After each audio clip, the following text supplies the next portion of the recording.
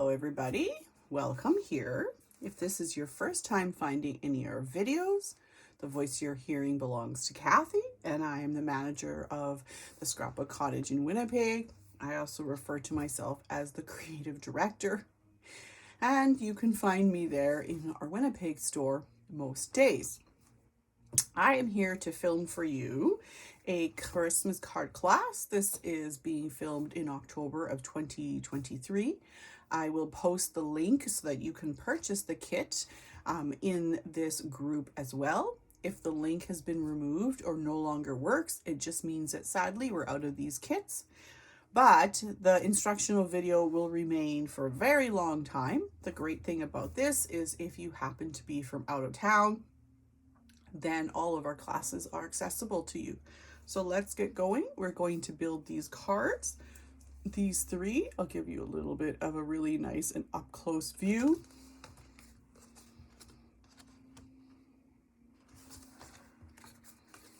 And there we go. So the bulk of everything that was used today is Concord and Ninth. And we need to start off with a kit. Everything that was used is actually from, I believe, last year's Concord and Ninth release. This is how your kit will come to you, except it'll have printed instructions as well.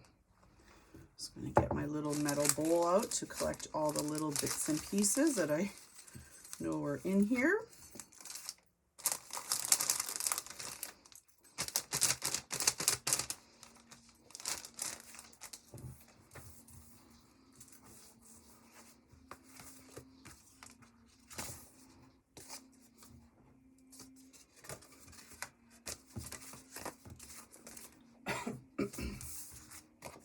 So let's do a quick kit overview. You should have 2 red cards and 1 white card base. There should be 3 plain envelopes that fit your card base. You should have a white piece of paper that has snowflakes. You can see them there embossed on it. A regular size card front, and then a gold card front with a smaller piece of white paper that fits over top of it. And in the bowl of goodness, you want to have a gold circle. You need 2 sets of Holly Jolly cut out of white and 1 set of it cut out of gold, just like that. You need a white with red stamped joyful. We want a white circle that says love and joy. And then what's left in here are some red gems and then gold and white. A lot of these are white, greenery pieces. So let's get going on our first card. So we're going to start with this one first. All right, so that actually conveniently happens to be, we need the gold card front, which is 4 1/4 by 5 1/2. And then we need the smaller piece, which we'll check measurement. It is 3 1/2 by 4 3/4. And then we need the gold circle. Your kits will be stamped for you, but I'm going to show you how I stamped them.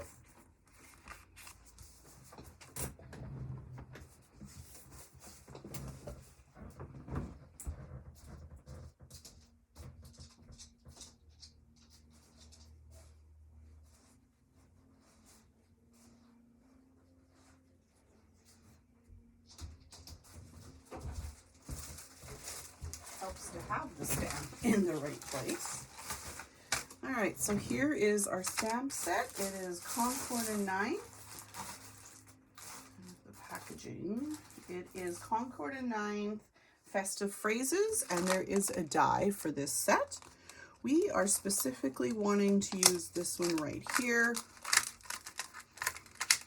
which says, wishing you and yours a warm and happy holiday.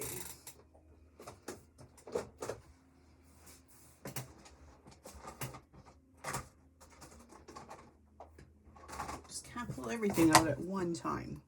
So if we have a look at the card, you can see the sentiment is stamped right down here in this right hand corner. And we're going to go ahead and do that. I don't want it exactly perfectly at the bottom. I just want about 1/8 of an inch or so. Pick it up with the Misty. I am using Memento in this case, just black, tuxedo black.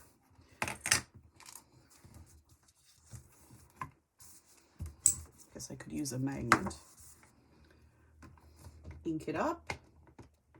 Because it's a polymer stamp, we don't want to press too hard, so a little bit of a press. If it's not quite perfectly inked, give it another little press and you will have your sentiment. So this can get set aside. We need to clean off this stamp. I tend to just use baby wipes for this. It's the easiest.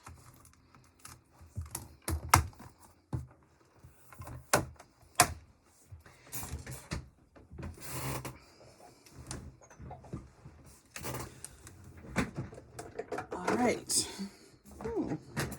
Okay, well, first of all, my chair doesn't want to behave today. I grabbed a block that I typically leave ready to go with happy words of stamping joy. So that same stamp we used, and any other of the smaller pieces from this set, and make yourself, they don't even have to go the right way. In fact, that one is now upside down. It's not needed, but maybe there. So I've just filled my stamping block with, well, here's the one I like to use, with, pardon me, some random sentiments. And then right at the bottom of this pile, we want to dig through and we want to look for any of these greenery pieces that are white. We will need the holly up next, so we can grab out the holly as you're finding them. And we will also need the little circles. Those are our holly berries.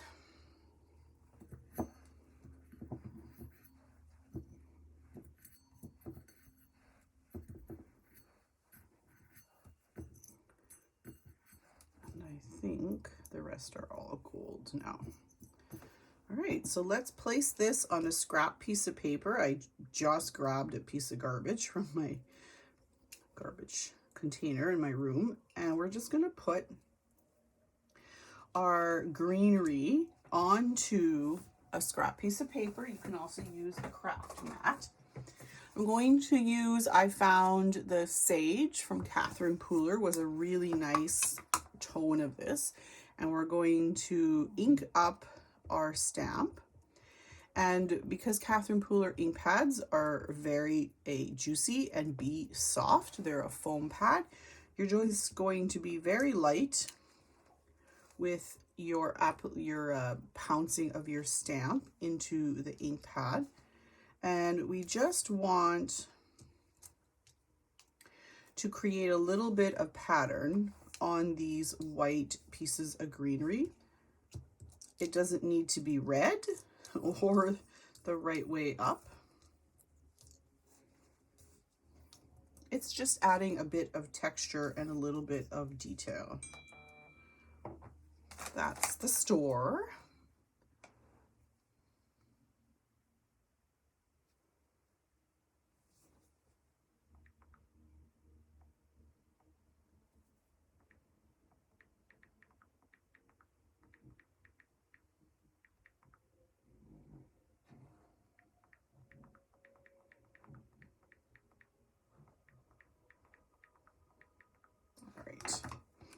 So we are done with doing that. It's a very small, very quick little touch, but it surprisingly adds a fair bit of detail to our stamp. I'm sticking with the sage, and I'm going to put these guys back onto my scrap piece of paper.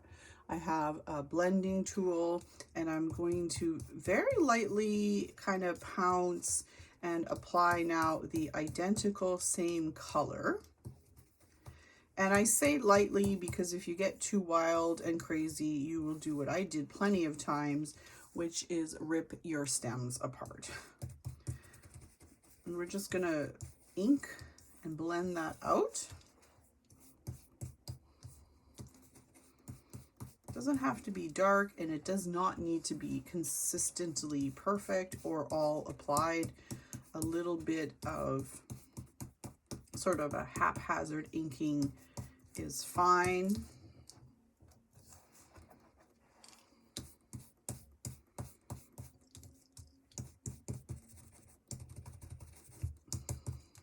Perfect. So those guys are all done. And they are ready. So we can set those aside. Make sure your fingers are clean.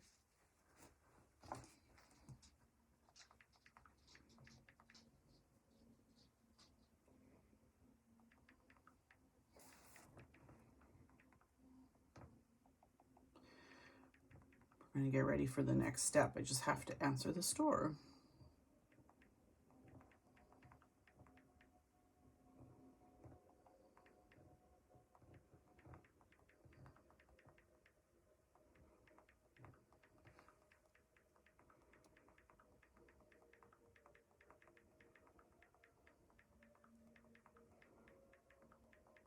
Gives you a chance to get caught up. All right. So we're going to go back to our sample, and what we need to do now is apply our gold circle, which was cut out of the exact same piece of paper that we cut our base out of. We have stamped our sentiment on the corner, and we're just going to go ahead and very lightly glue down our circle. We're not going to completely and totally press it. I'm just going to put just a couple dots of glue because I want to be able to do a little bit of tucking. So it's okay if there's a little edge showing here, that's fine. And we can press it down. Go through the delight of putting the pin back into my bottle of glue, and then just check if there's any glue on your tabletop. And so this is kind of what we want this to look like at this point. And now we can flip it over. I'm going to use ATG gun tape just because it's faster and a larger surface. Don't normally do 3 pieces of tape on such a small piece of paper, but there is a little bit of stuff on it, and this is foil paper, which adheres everything well, but I just want to make sure. We are going to line up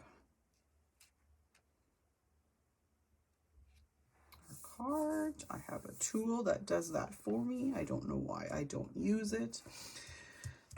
So here is where we are so far.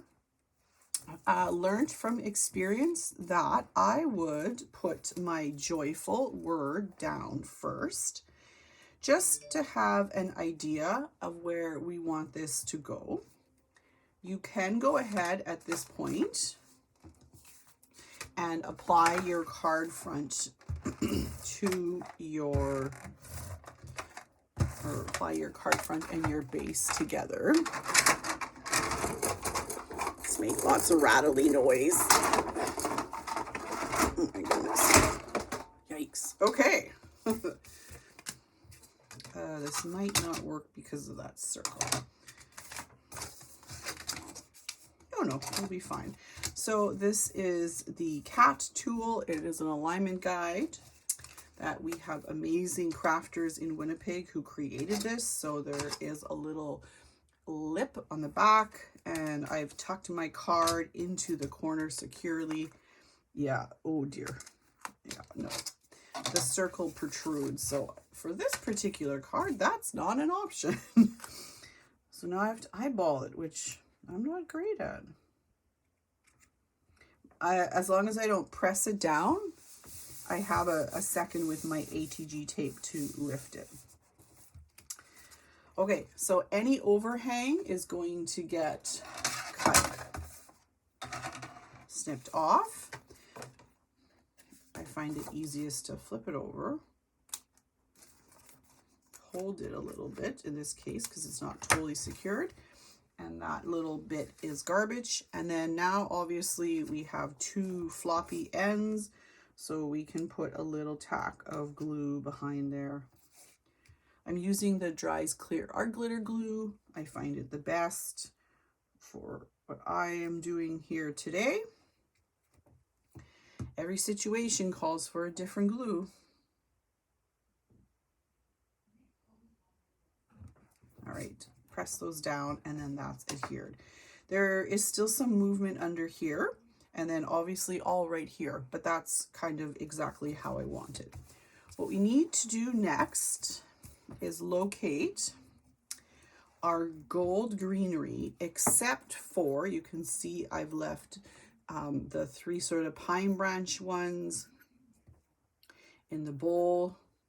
I'm going to leave one of these four circle stems as well in my bowl. But we would like all of the rest of our green. We can set our holly to the side. Sorry, we don't need it yet, but it's up next. All right. So these are sort of all the pieces that we are going to assemble onto this card. Not necessarily every single one of them, but a lot of them. So originally when I had done this card, this big piece right here, it was actually gold. And I'll show you. I found it quite distracting, and I felt like it overtook and took away from the word and the circle. So I actually just put a stamped green one over top and snipped it off. And that's how I ended up with just the two end parts. And same thing I noticed in class, if we add a bit too much of that prominent gold, it seems to really take away from our little statement corner. So I am going to, a good trick too is so both of these stems are going in the same direction. A really easy way, if you wanted to, would be to actually stamp on the other side and ink that, and then that'll give you a nice multi-directional. Let's see if there's any ink left here.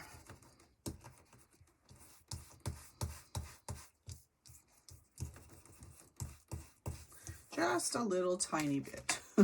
And that's what that looks like. If you'd like, you can have the stems going in a bit more of a natural flow. So you can see they're all poking through. No big deal. I would take your gold pieces and tuck those more towards the back.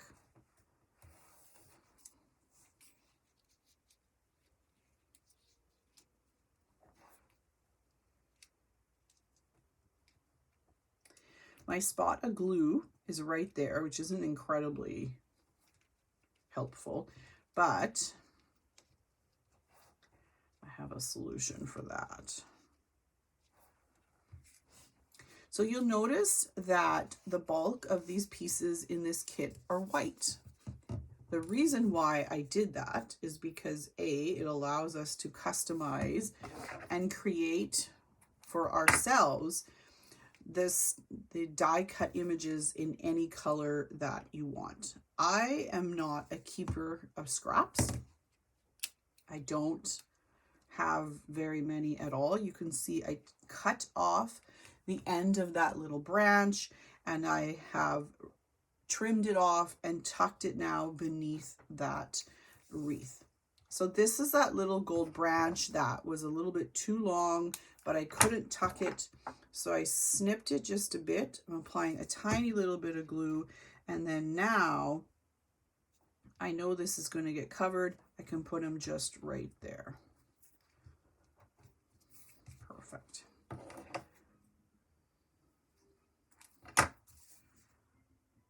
The other reason I got distracted was I don't keep scraps at all, really. And so if I wanted to build this card entirely out of green, I don't have really any green scraps.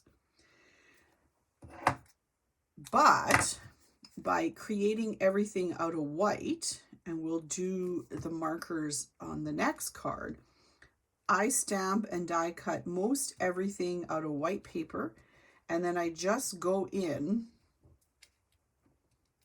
and I color it with either ink or alcohol marker, alcohol markers, because this white paper I use is our 80, I'm using 80 pound, but it's all alcohol marker safe. And so I know I can color on it, it'll be fine. And that allows me to not have to be scrounging around looking for any kinds of scraps and bits and pieces. This little stem, I want it to have a little curl. So when I'm putting it down, I'm kind of like twisting it a little bit, and it just gets a little bit of a different feel to it. So I think now would be the right time to attach Joyful. Otherwise, you're going to find out that all of a sudden you have no space. In the original card, it's flat. I do love things to have a little bit of poof. So I think I'm going to add a few pop dots to the back. I'm just going to cut a couple. I do have tweezers, which are particularly helpful for this little adventure. Oh, that whole little guy felt like going. All right, no big deal. They wanted to remain together.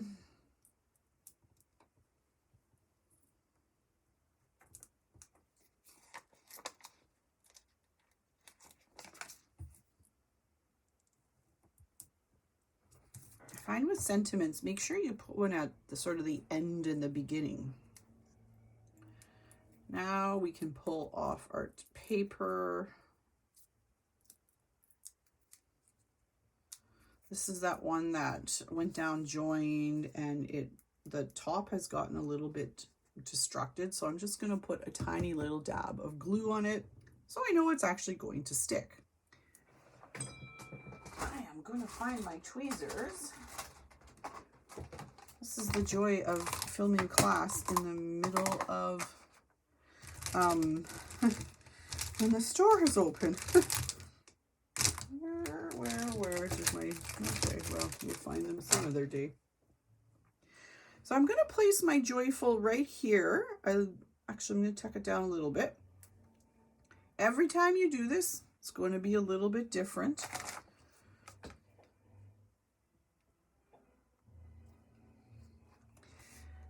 And what I can do now is just, I think, tuck a few little small gold pieces. I'm going to trim them down quite small. I think the cluster is looking in pretty good shape. I don't want anything too much more. Yeah, I think that's probably good. So you can see there's a little bit of extra, all yours. And in fact, sometimes I would even like save these little pieces, but I will not do that today. I'm pretty sure my Joyful is crooked. Pretty sure about that. Think I can get it up. Oh, nope, that one insists on taking the paper, so let's try this end. Nope. Okay, crooked it is. What are you gonna do? The 3 little gold gems or sequins need to be attached. I put a little drop of glue, and then I use the jewel picker, which was on my counter. I made sure it was. Here it is, hiding. You should have the gems as part of your kit, sequins. I like to use them upside down. I like the flat part on the bottom, and so it's this fun little game that I play where I fling my sequins until I get them to be the way I like them.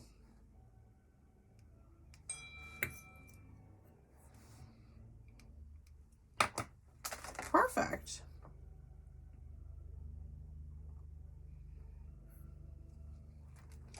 Excellent. So this is our card we just did together. Oh, look, there's, oh, good. Okay, so I really was bemoaning in my head the fact that I wanted a gold leaf for there, but I thought I'd use them all. Okay, excellent. So I'm just gonna snip just this guy. And we're just gonna tuck one there. And I know that sounds weird, but have him up on top of the frame. And then I'm just gonna cut 2, and then that'll fix this all just perfect. It'll take away everybody's eye from the fact that my joyful is mildly crooked. There. 2 seconds, I will show you once I get the pin out of my fingers. Okay, so this is what we wanted to start with, and this is what we created today. Pretty much almost the same, except every time you put in your stems, you will end up with a different look. So let's attempt to clean ourselves up and maybe finish this whole find the tweezers process. Oh, well, they're here somewhere. Okay. Let us do, let's clean all my mess up. Let's do this guy next, which is also very easy, and you are all capable of this. You will want a craft mat to protect your crafting surface. My desk has Mac tack on it, but that doesn't necessarily mean that it doesn't get dirty or messy. It certainly does.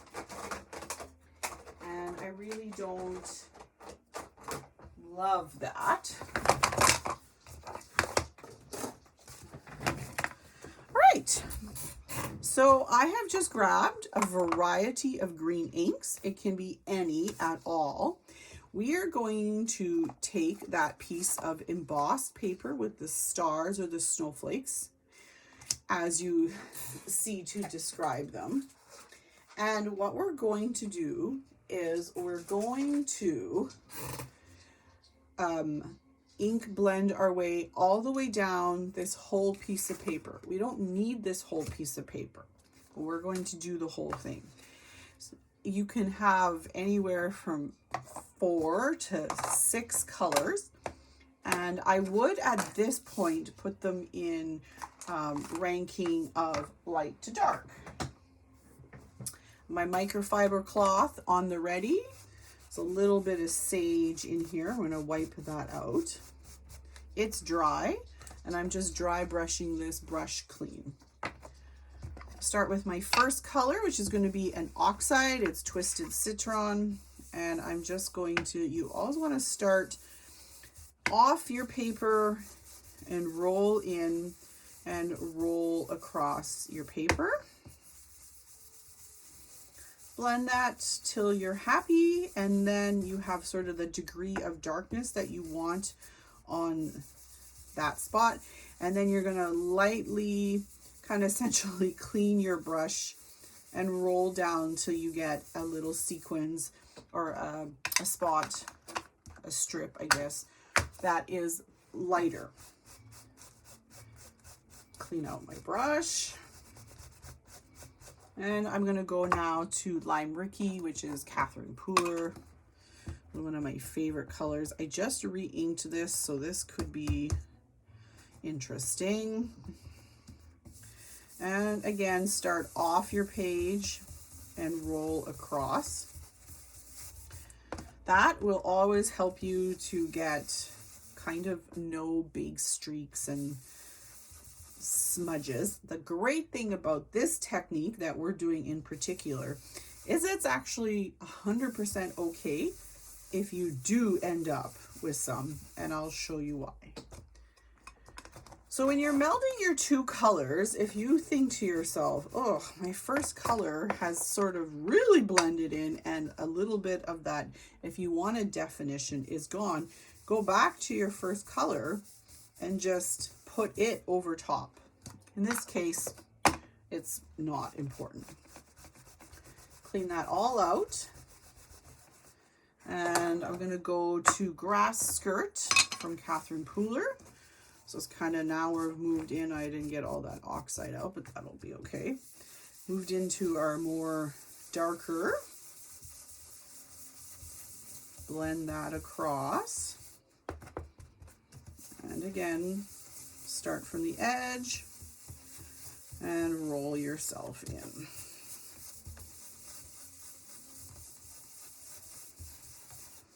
And then leave that, the edge of your inking softer so that you can get better blending lines. Mowed Lawn in Distress.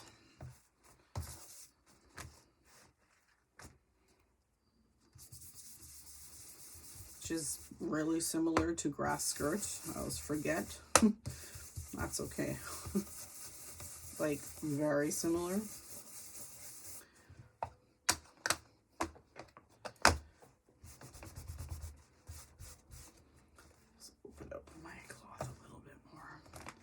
Do the cleaning over there. Deck the Halls, very dark. And that's going to be our sort of bottom-ish color. It also has a little bit of an interesting, like, emeraldy color to it. It's very interesting. So mix it into our green. Get it all mixed in nice. And then, this is just going to be possibly completely shocking. I actually took a little tiny bit of black and put a little bit of black just right at the bottom. I'm not sure what the logical process was. Most likely I saw somebody's ink blending and they had ended it with black, and I thought, well, now that's cool. So a light application of just distressed black soot with the Tim Holtz blender, and then go back with your ink, in this case the Deck the Halls, and blend that all together. So that is what you end up with. Clean your fingers. I promise you they're dirty. Keeping your fingers as clean as possible is really, really tricky when you do a lot of inking, which is the case of this class, but staying on top of them will help you to not end up with inked fingers on your card front, because don't we all love that? Clean your craft mat. I prefer to clean it with baby wipe, and we can take that off our desk for now. Actually, we can't. Keep forgetting this part. I think Christmas cards need sparkle. And I know that all the other cards, including this one, has gold on it, but I think a little bit of shimmer and shine is glorious. Also, the first two things that I'm going to tell you that are going to help you to not be grumbly about your blending is the fact that we are going to spray, and you can mix up any sparkle. So if you have Lawn Fawn Stardust at home, mix that up with a little bit of water. Any sort of clear sparkle will help you with this little trick. But because this is a water-based product and these are all water-activated inks, I am going to spray my page with the spray.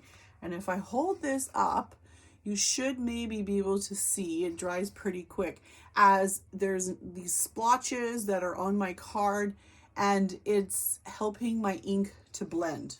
I'm not going to dry it or touch it or disturb it in any way. We're going to now clean our craft mat again, and we're going to let that dry. While we let that dry, let's deal with the sentiment that needs to be on this card. So you should have, this one has an extra word. Fun. I think I know, okay. Oh, no, we got 3. Okay, I think they only needed 2, but 3 is no crisis. On these white ones, you can see they're not perfect. That's actually awesome. So we're gonna go ahead. This is when tweezers come in handy. That one did not want to poke, so we'll just do 2, which is fine. All right, holly jolly, that just didn't feel like poking at all. We're going to pop out all these white parts. That's luckily why we put an extra kit in there. Okay, so these guys need to be turned red.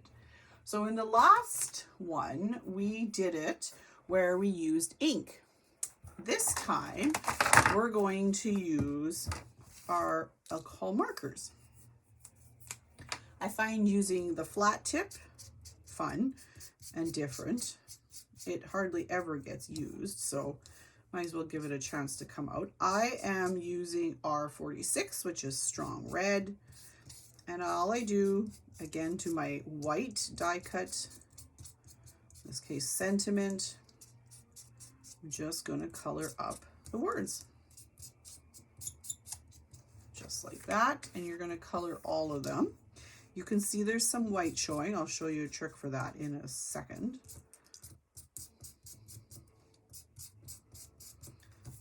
My R46, which I use a lot, is actually dying, and I forgot to buy some more before I left the store. I made a pile of the 3 reds that I need to replace. It's kind of not a good thing to have a Copic marker that's dying at this time of the year.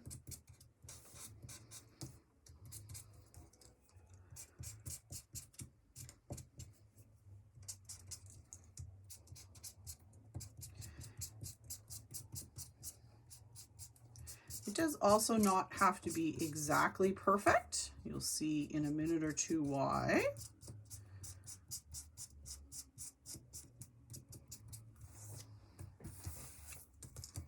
Make sure you do this again on a scrap piece of paper. Otherwise, you're going to stain your tabletop. Alcohol will take alcohol marker off most surfaces, or hand sanitizer. But I would say maybe just don't have to do that. Your craft mat would also work just fine. I just like a little bit smaller surface to work on, so I usually just use a scrap. Now, we're going to switch to the other end of the marker, and we're just going to go, and again, not like 100%, but we're going to color all the edges without, you know, spending too long on this. We're going to color all the edges with the tip, the brush tip. Makes it a little bit easier.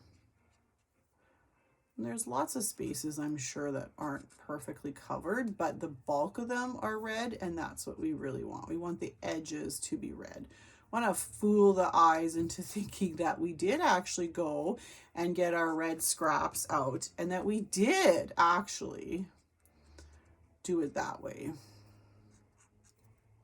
Truthfully, you don't really need to color them all red. You could just do the edges super good, but that just, I was like, wow. This way you get some edges that are a little bit touched with ink by the time you get to this stage. Perfection is not needed here. There's no such thing as perfection, at least not attainable for me, so I don't worry about it. And it's our crafting. This is fun. So I won't ever say silly things like, oh, it has to be perfect, because I don't think it does. So the reason why we're doing this, why we're doing multiples, and then we're going to put the gold on top, is I like my sentiments sometimes to have a little bit of a 3D effect. We do have in the stores, Spellbinders makes that beautiful glitter pop-up foam, it's called. And it is glittery, and they're sheets, and you can put adhesive behind them, and then they're adhesive glitter. And when you die cut, say, words like these out of that, they make a glitter sentiment sticker, and it would be beautiful and glorious. So that would be really great. And this is kind of the same idea, except we're creating the 3D with paper. So just doubling it up. You can also triple it if the centers of that holly jolly would have come out more cleanly, I would have used the 3, but I did 2 on the original sample. I'm super happy to show you that this holly jolly here isn't even cut out perfect, and that's actually excellent. I use my scraps and my bits for this. It doesn't matter. Just make sure it's red and it'll be all fine. All right, let's get these glued together. So first we're going to put red on top of red. Liquid glue is definitely what I would pick. The other option that would be fantastic for this would be Stick It, which you would have applied to the back of this paper before you die cut, and then you would just peel it off because you've made a sticker. Line these up. This is where my tweezers, which have taken a little vacation for me, comes in handy. I always find getting the big things like the O's like this are great to get lined up, and using liquid glue gives you a little bit of play. If you were using, for example, the Stick It sheets, there wouldn't be a lot of play. But there's also nothing wrong with them having a little bit of a shadow. So it seems to me always like you get one and then make sure sort of just to work your way down. This is the dries clear glue, so it doesn't matter at all if the glue is not, is squishing out. And then I can just adjust. And then when I'm happy, press it flat.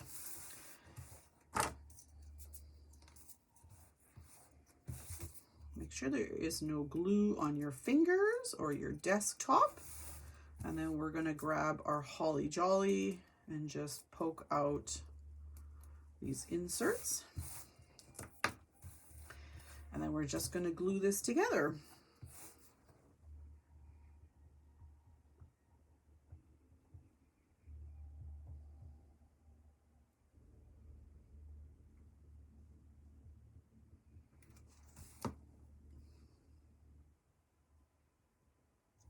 Oh, there's an insert to my bow that,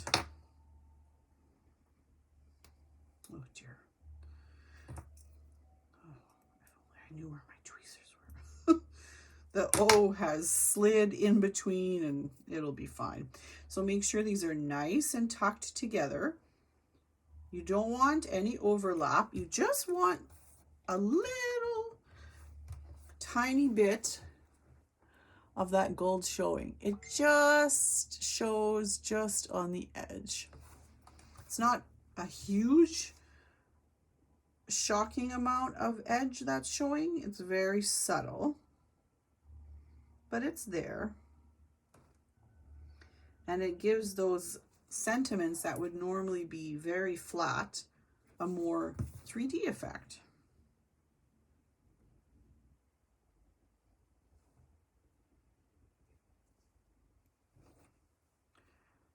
Get everybody to line up. And then once you're happy, then you can go ahead and press it. Perfect. Make sure your desk, your fingers, everybody's clean. Throw out the little pieces of paper. My dog eats them, so sometimes I just let them fall on the floor. She thinks they're great. Who am I to deprive her of pieces of paper? So this is our sentiment, and our very, very sparkly piece of paper is dry. If you don't have access to the sparkle, then that's okay too.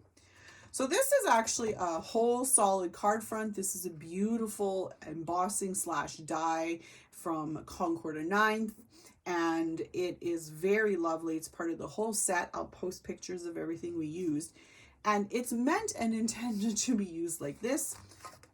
I never use anything the way it's supposed to.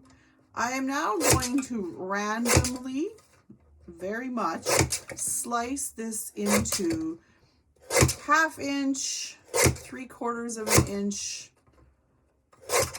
nothing bigger than that, slices. Find my little guillotine perfect for this. There's one stuck in there, but it's the black one. All right, makes no difference how many you get. This is all up to you. As you can see, this is what we're trying to create. So we already have our sentiment done. We just need to do our stamping, and we need to build our little grouping. So let's do our stamping next. This is going to be on a white card front. And we're using the same set. We're going to use 'Tis the Season, which I think I grabbed. Perhaps is right here. Nope. Do you love this game of, did I grab that or not?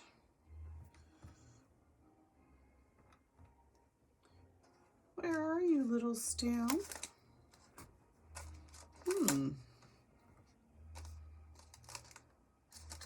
Oh, is this it? 'Tis the Season. Excellent. I'll store my stamps on the top of the package while I'm in the middle of using it, which is perhaps a little dangerous. I will stamp all of your cards for you, but if you're curious how it is that I would ever get my stamping into the exact same place where I did the original, the answer is I make sure my stamp is very, very clean. So I'm going to just give it a little very nice clean. I just rub it around. I put the original back into its spot, and then I line up the stamp, pick it up, and then I can just go ahead and remove the original, and I am ready to go ahead and stamp. This was stamped again with Memento, but I'm actually going to stamp with red. Somebody last night asked if they could do red, and it looked really nice. So I'm going to do the 'Tis the Season in red, which will tie in really nice. Perfect. Got to be a little bit gentle with your polymer stamps because they are polymer and they will spread out on you if you press too hard. So I do always say a little press is great. If you find that you need to press a little bit more, something like our pressure tool, also created by our same crafters who make the cat tool. This guy will give you a nice even pressure without splaying your stamp in a way that you don't want. All right, so now it's time to finish and build this card. So on the original, we had 5 beautiful strips of paper. As I mentioned before, you have more than you need of these strips. And we're just going to create a pattern in no order. Maybe I'll use double-sided tape for this. So not necessarily going from light to dark in this case, but just building a nice little block of our color. I decided to use the double-sided tape because this paper has a lot of ink on it. It's not necessarily, this is the alcohol marker paper, so it's not necessarily exactly fond of liquid, and then we sprayed it very deeply with the sparkle spray. So a little bit of double-sided tape on the back. This is a very crooked piece of paper. Okay, we're not going to use that one. It's quite crooked. Now we're just going to layer different widths. We want to line them right up, butt them up right next to each other, and we want to have it with no space in between, as well as not overlapping necessarily, right on top, or right sitting on top of each other, but in a stack, like a perfect building block.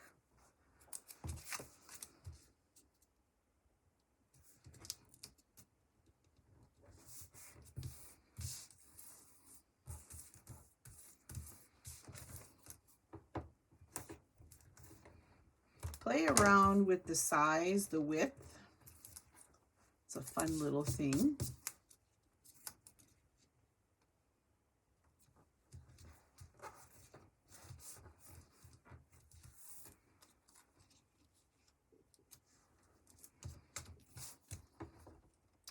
The answer that you are undoubtedly asking yourself is, how high should I go?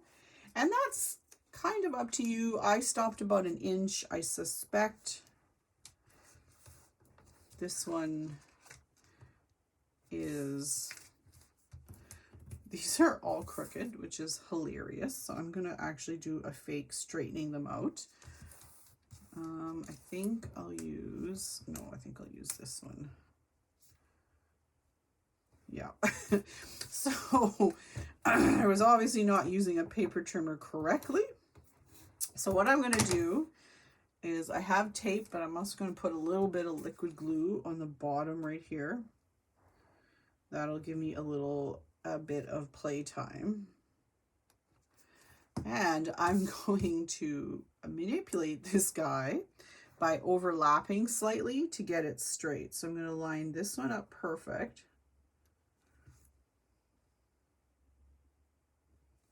Yeah, perfect. So it needed just a little tiny bit. There we go. Check your edges in case there's any overlap.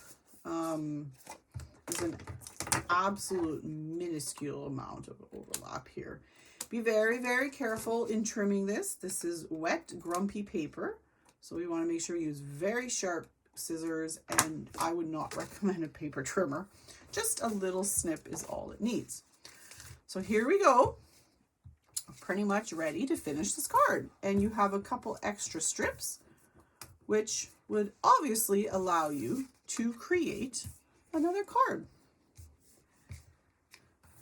Holly Jolly, I placed at a bit of an angle. I didn't put pop dots because I felt like it was already 3D enough with the layered up words. I am going to use liquid glue to tack this on. It needs a good adhesion.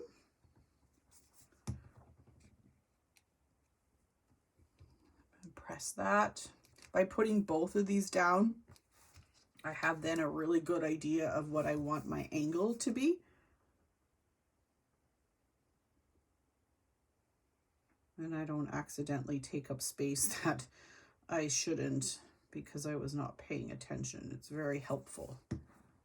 And then Holly Jolly can get tucked right there.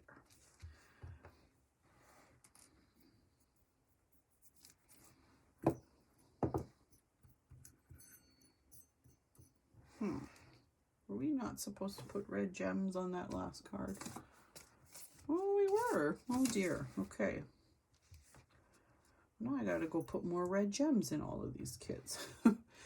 we need a pop of red. Well, at least I found that out now. So we need 3 more red gems.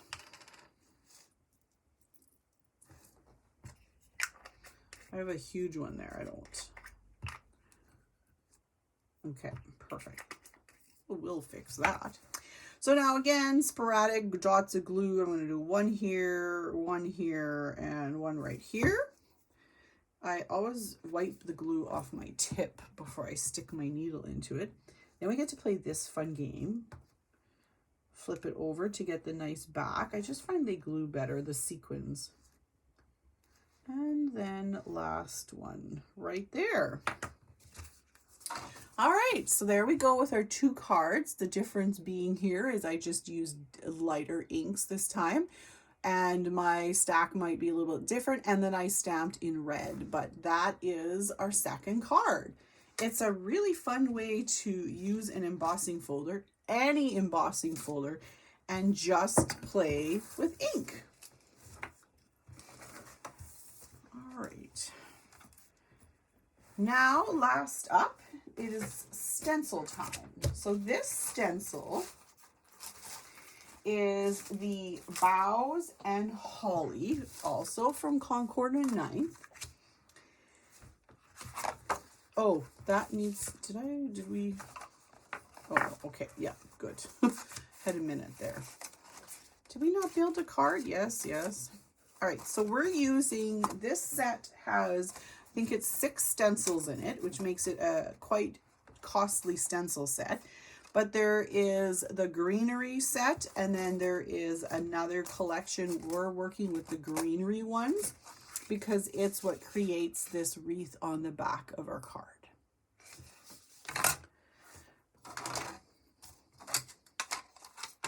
Personally, I can't live without my Make Art Station. Thank you, Wendy Vici, for making it. It is glorious. I love it. The funny story in our store is that Sharon had taken a class with Wendy a couple years ago at Creativation, and had come back and said one day to me, oh, I'm going to send you my Make Art Station. You're going to love it for doing your classes. And I was like, sure I am. Because I was using tape like everybody else. And it arrived, and I really didn't use it that much in the beginning. I was kind of like, oh, sure. And then I believe I was actually playing with a layered stamp, or sorry, stencil. And I thought, oh, I should get that tool out. Sharon thinks it's spectacular. Maybe the tape wasn't working for me. And I thought, this will be fabulous. It was the small one. I used it, and I immediately was obsessed with it and absolutely loved it. And to the point where I then bought myself a big one. I like the big ones, even though it's much bigger than a stencil. It's just so much easier. And I will say this, I do put clear MAC tack on them, on mine.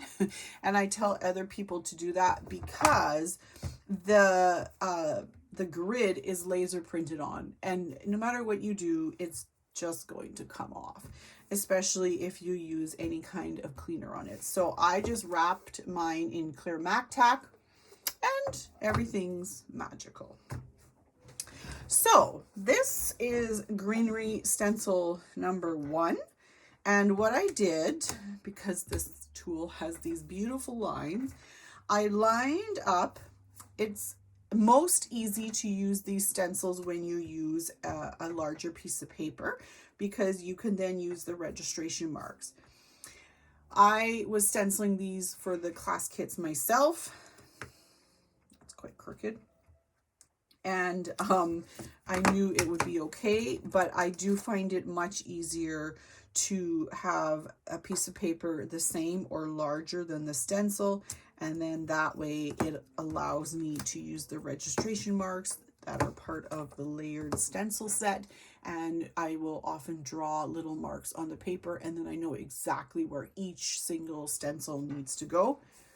In this case, I have lined the stencil up with the bottom of my paper and then centered it on this piece of paper so that the wreath sits centered and a little bit higher.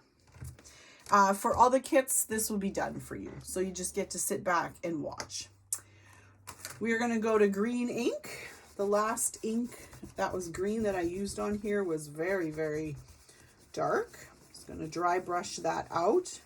I could switch brushes. I do have another green one, but I believe that one also has very dark green ink. So we'll just clean it out. No biggie.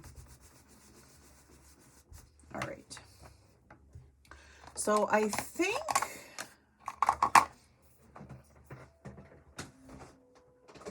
everybody last night was using Rustic Wilderness, which was absolutely beautiful.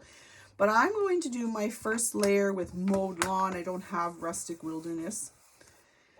And even though there's lots of magnets holding this, I still like to have my fingers and on top of the stencil and to just allow my hands to still do some controlling with this.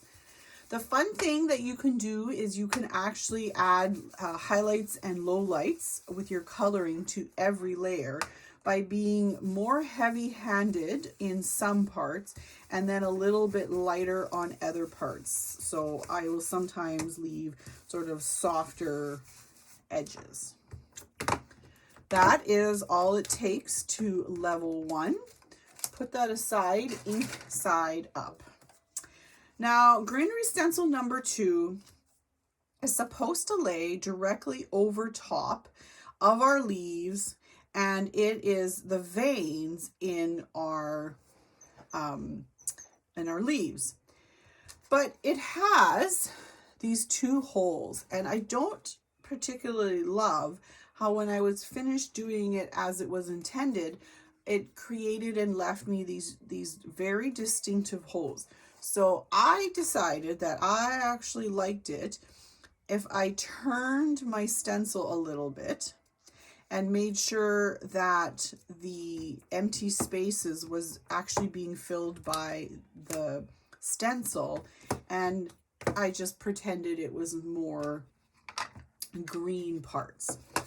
Be very careful when you do stuff like that. You can see there's exposed paper. We don't want ink everywhere.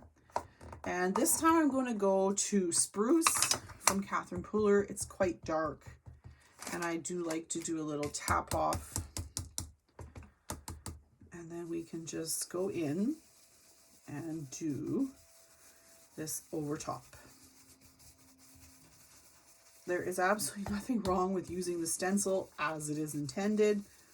I just find the space disturbing. I didn't like it. Disturbing might be a bit strong, but you know us crafters, we like what we like. Excellent. Leave your ink stencil side up, and we have a wreath. There is another stencil. Where did the other piece go? That's strange.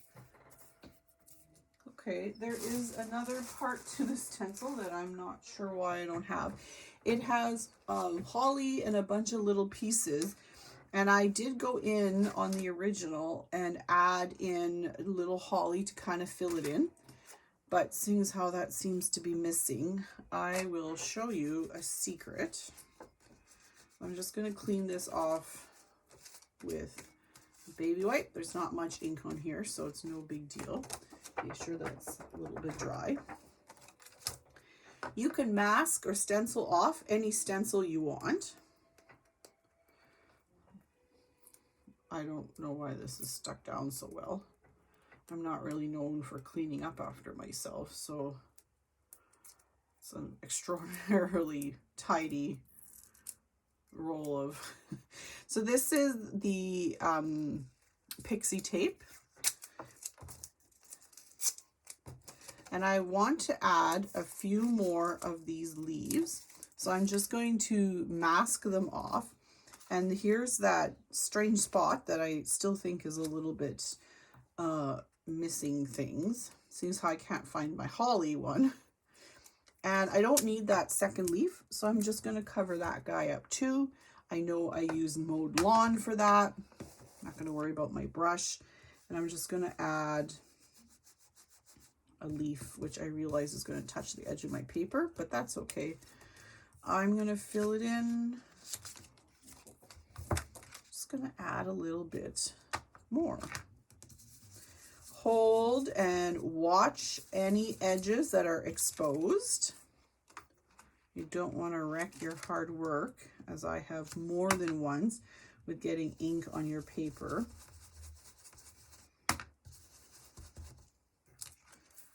Okay, I'm much happier with that. Then you can pull this all off. It's removable tape, no big deal. So now we have a beautiful wreath, and there's only one thing it needs, and that is holly. I'm going to use this Lawn Fawn Lobster, which is a beautiful deep red. It's a dye ink, which makes no difference to the story. And I am not taping this down because I want to move again. I'm altering this stencil, and I want to put these circles down a little bit more organically to where I want them to be. More accents.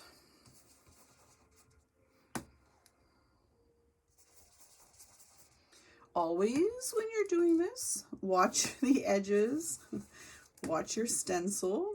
Where is it actually hitting? Are you going to accidentally ink on top of a green leaf? That's not great. So check.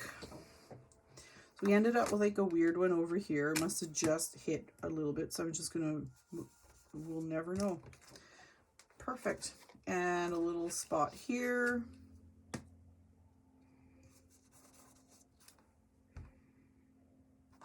I think one up here. And one here, a smaller one. And we're good. And that is how I take something that's supposed to be used one way and tweak it so that it works how I want it to work. So that is our wreath. They are different every time, depending on what colors you pick. We're going to use the exact red, the lobster, to ink up your love and joy. You can do it with a brush, or you can do what I normally do, which is tip it upside down into the ink pad and get your fingers nice and inky. I'll do this to it. I want it to be solid, but I want it to be matching. So this is how I get all my stuff to match.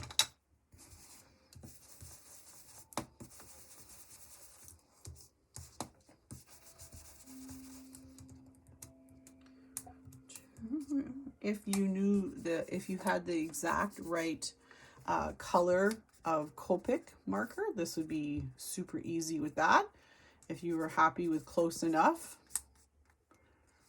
I am too. All right, there we go. All perfect. So my love and joy just about became a disaster. Is all colored up. And we need to color all of those itty bitty teeny tiny hollies, which I am 100% using a marker on. You can go right ahead and use ink. I have a lot of holly, which is interesting. Going to pick, nope. This is pretty close. Okay, we're going to call it close. This is R37. Tweezers, very helpful for this process. There's a reason why they were on the list. So we need 2 holly. Oh, that's actually really good. And then sorry, those are not holly. Those are your berries. These are your holly, and you need to color yourself 6 of them. Apparently I have very dirty fingers.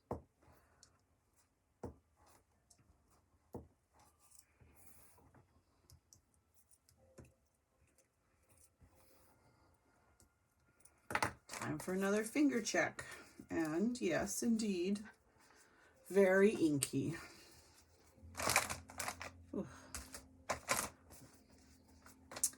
Green is what we're going to use. I'm going to use this color because it looks nice, and it is G9. And again, I do prefer this bullet tip for this. If you colored them and you think it's not quite the right color, which for a second I didn't think it was because I was looking at my sample where I have like significantly dark holly leaves, which, by the way, holly is stunningly beautiful. I live in Canada, and in particular right in the middle in Manitoba, and we do not have holly plants outside. I was in England in the spring, and I was in Kew Palace, which is associated with George. If you've watched Queen Charlotte, that's the Kew Palace she speaks of all the time. And he loved hollies, and he built a holly garden, and it is so stunning. It makes me a little sad that those don't grow here. But hey, we get other things. They're very shiny, like they're super shiny. So I felt inspired. Those should all have been very glossy accented. All right, clean your fingers just in case, because we are at that point where we need to touch our perfectly clean, hopefully, card front. Move this all off to the side, and we are going to go ahead and put our card front onto our card base, and we can use our cat tool this time. So same thing, line your card up, put the appropriate, this is 1/8 on. I'm just going to use ATG tape for no particular reason other than it's smooth and easy and simple. And then we're going to line up, and if everybody cut their paper right, we're going to line up, and then you tack it down, and you have your edges are perfect, because that's the job of this guy, to give you that edging on the two sides. So when you lean it up and tuck it up against that guide, it perfectly aligns everything for you. So here is where we're headed towards, and we are going to need to get this finished. Lots of pop dots on this. First of all, my love and joy has had a little minute to recuperate from being heavily inked up. Paper, most paper, this is plain paper, it doesn't enjoy having a lot of ink put onto it. It would be better to use like a watercolor paper or an art paper. Vicky Bouton's mixed media paper would be perfect for this. But I also don't know if people want to use alcohol markers. And even though we're not doing any blending, it's still nice to know that you could have issues where your paper is still a little bit wet and then your pop dots actually don't feel like sticking. But you make them stick. Love and Joy is going to get put down in the center of the wreath, just like that. From our little tin, we had saved 4 gold things, stems. And what we want to do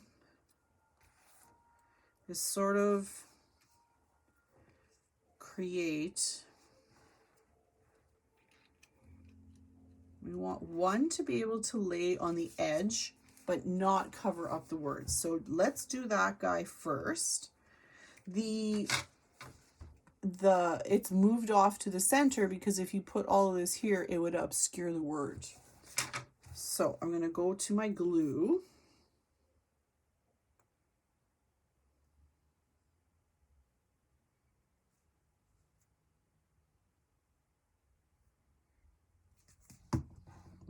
Tweezers. And let's tuck it down so that we have almost like the one bow is sort of like gently cradling the love and joy, but not obscuring it. And if, like, I think this one little red guy, or sorry, gold guy is just a little close to my joy, I'm just going to give him a little haircut, gently. And then he's out of the way. It just was just a smidge. And my glue, I'll press that down, and it's a little bit three-dimensional, which is fine. Now my other two can get tacked down.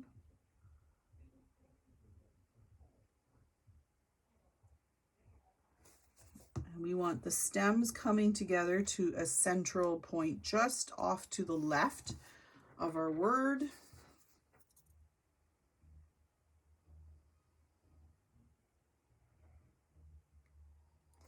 These don't have to be like glued down, you know, within an inch of their life, because we're about to make a holly collection and put that right over top. I want my little bit larger pop dots.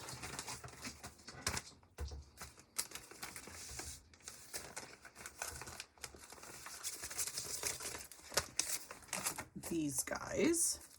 I'm going to put this one on my finger and pull off the top and take my holly. We're just going to tuck down.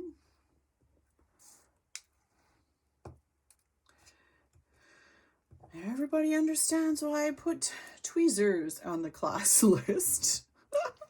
So we're creating our little holly cluster.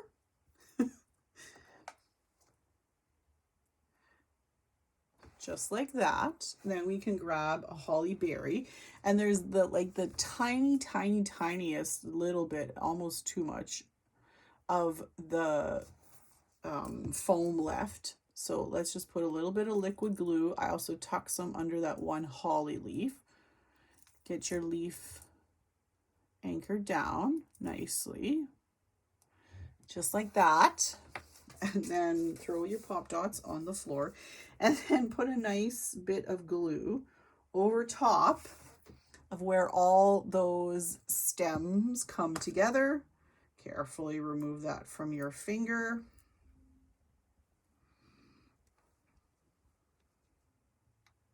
And then attach that right over top. And that gives you a little coverage on that joining where all the bits come. And we're going to make one more exactly the same over on this side, but we're first going to attach a gold stem. Turns out I was supposed to tell you to keep one of the 9 ones, but it really doesn't make any difference. So glue that down, and again, same steps. Foam, exposed glue dot, pick up our holly. Oh, let's try to make this one a little bit more. That one was very one-sided. There we go. Okay. And then we need our berry. Oh, I know I had so many berries that I threw out. I had put a whole bunch of berries. Oh, goodness. I threw out all those berries. Well, that was super silly. Here's another one. Oh, Kathy. Sometimes. Oh, well, one berry will be fine if you are not like Kathy. Don't throw them out. Make them red too. I'll show you what I did. A dot of glue, because usually that pop dot after it sticks to your finger is not actually super sticky. Do you see what I mean? I had done a whole bunch of berries. Oh well. One's not the end of the world either. And there we go. This guy is all done too. So here's our original. And you can see again, fun different change of color, and then this one here I had used the stencil the way it's supposed to be done, and then I just said nope, I know better, because obviously, you know. All right, so let me show these to you again once I find them. So this is the card we just did. Here are both of them side by side. This is number 2. And then up we go. And this is the one that we started with. There we go. All right, I will post finished pictures for you, and I will put a link of the items used. Thanks so much, everyone. I hope you have a great rest of your day.